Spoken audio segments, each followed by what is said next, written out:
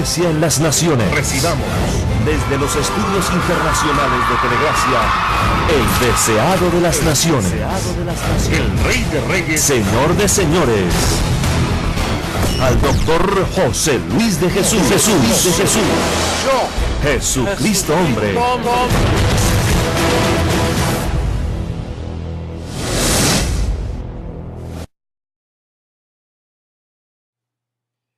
Blessed with all spiritual blessings. Greetings to you all. On this occasion, I have a topic that guarantees will edify us. The topic is enemies of the cross of Christ. Let's read Philippians chapter 3 verse 18 to see the context of this verse. What this verse holds. For many walk, of whom I have told you often, and now tell you even weeping, that they are the enemies of the cross of Christ. We know that the cross is a symbol of damnation. When Paul says enemies of the cross of Christ, he is speaking of enemies of the true purpose of what happened in Calvary cross.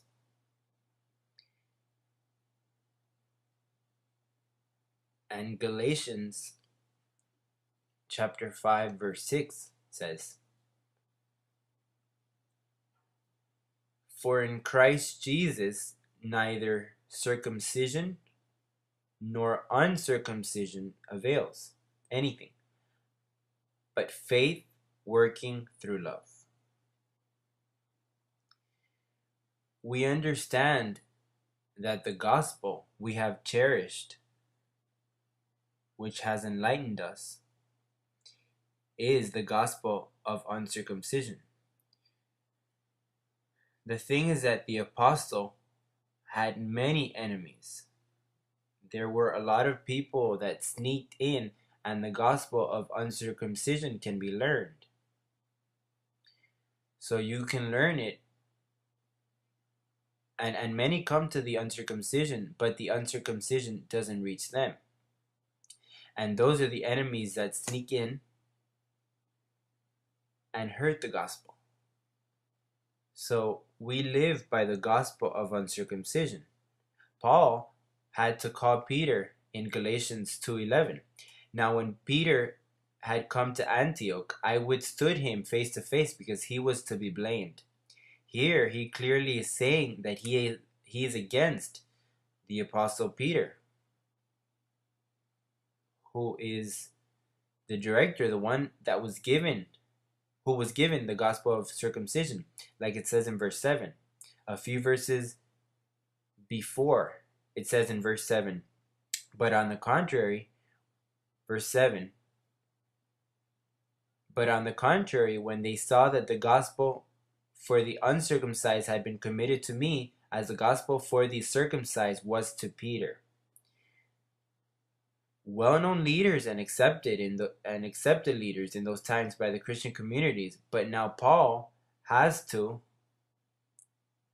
something that hurts him, because it's not how he behaves, but he finds himself in the obligation of calling him by name and saying, when Peter came, I had to withstand him. He has to be blamed. He wasn't speaking the covenant. Peter is an enemy of the cross of Christ. He pretends to love Jesus Christ, but he is an enemy of his purpose. Therefore, Paul had to mention him by name. In Romans chapter 16, verse 17, there is also an alert that Paul has to give that community, and it says in verse 17 of chapter 16, Now I urge you, brethren, note those who cause divisions and offenses, contrary to the doctrine which you learned, and avoid them.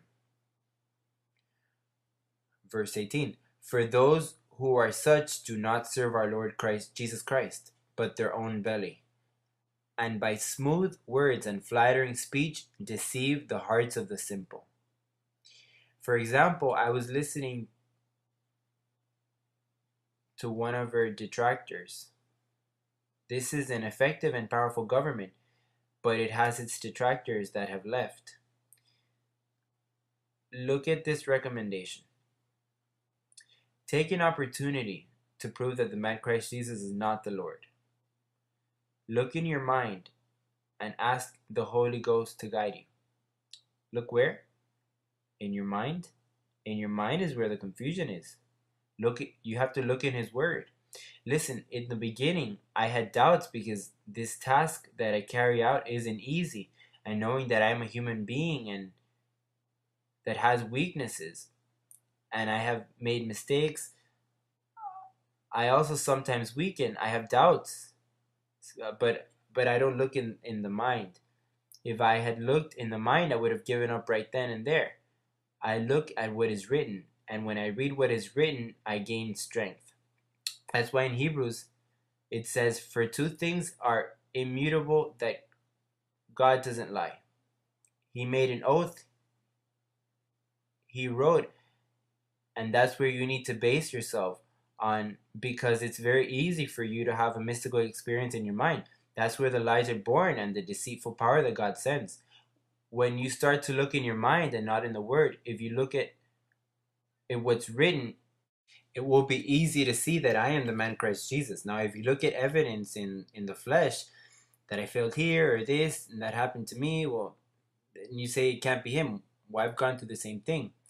In Timothy, it says, of whom are Hymenaeus and Alexander, whom I delivered to Satan, that they learn not to blaspheme. You know what it is for Paul to deliver to Satan? How he was criticized? Today they say that I threaten, that I say the devil was destroyed, but that I threaten with angels of destruction.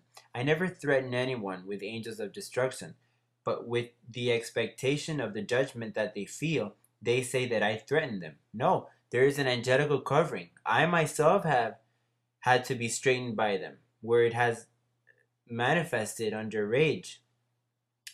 It's so good when an angel manifests and corrects you. I imagine that people that are enemies of the cross of Christ will receive the impact of that angelical covering in their lives, and sometimes that brings premature death, like it occurred to that one in First Letter to Corinthians chapter 5, that Paul delivered him to Satan for the destruction of his body.